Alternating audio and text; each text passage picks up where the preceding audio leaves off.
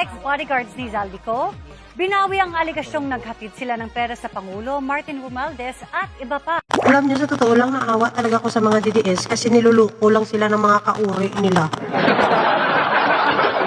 Imagine mo yan, paniwalang-paniwala sila at naniwala din sila doon sa 18 minions. O paano ba yan ngayon DDS? Binabawi na naman nila ang kanilang statement at mga aligasyon laban sa Pangulo, kay Romualdez at kay Zaldico.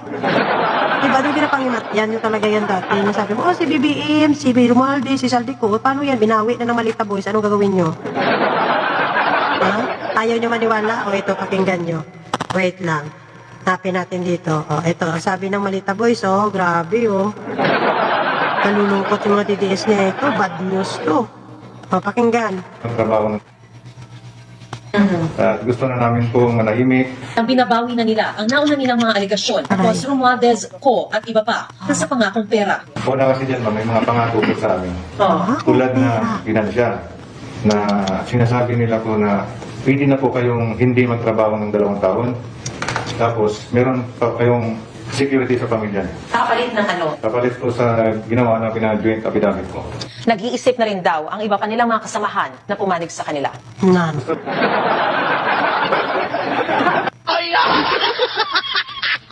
Nayawa na. Imagine nyo ha, ginamit sila para manira lang, mag-aligasyon, guluhin, lukuhin kayo ng mga tanga na DDS. Ilang beses na ba namin sinabi sa inyo? Sinabi na namin sa inyo na huwag kayong maniwala sa mga 18 minions at basurero at kargador kasi hindi naman talaga consistent yung kwento nila. Hindi nga nila kabisado yung mga detalye, mali-mali yung mga detalye nila. Tapos kayo ng mga DDS, hala, nagbubulag-bulagan. Tama yung sinabi nila. Pinaglaban nyo, dupang imakyan nyo pang 18 minions kay kuno nagsasabi ng totoo. O ngayon, paano masasabi na nagsasabi ng totoo kung binabawi nila yung aligasyon nila? At hindi lang yun. May kapalit pala na pera ang joint affidavit nila. Imagine? Oh. So, sino ngayon ang ginawang tanga dito? Sino ang ginawang bobo? Sino ang ginawang mangmang? Sino ang ginawang alinganga dito? Hindi kayong mga DDS.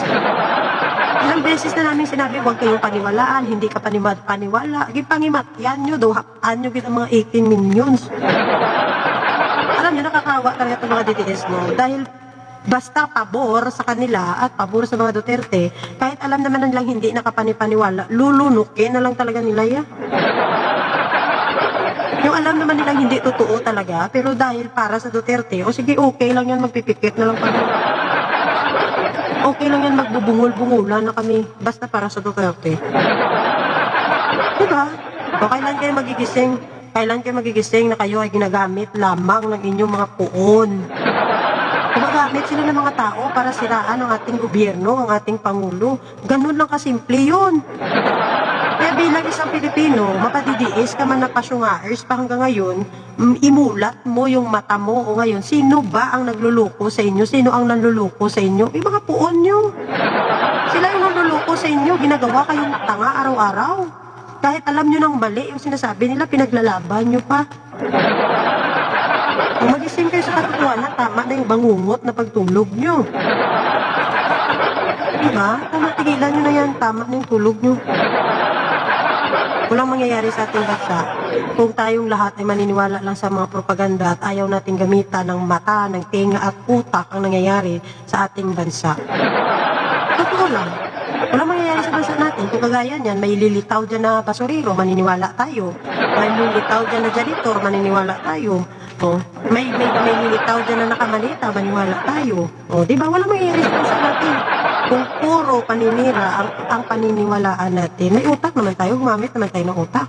Alam naman natin yung nagsasabi ng totoo at hindi. Alam naman natin yung tama at mali. Ganun kasimple.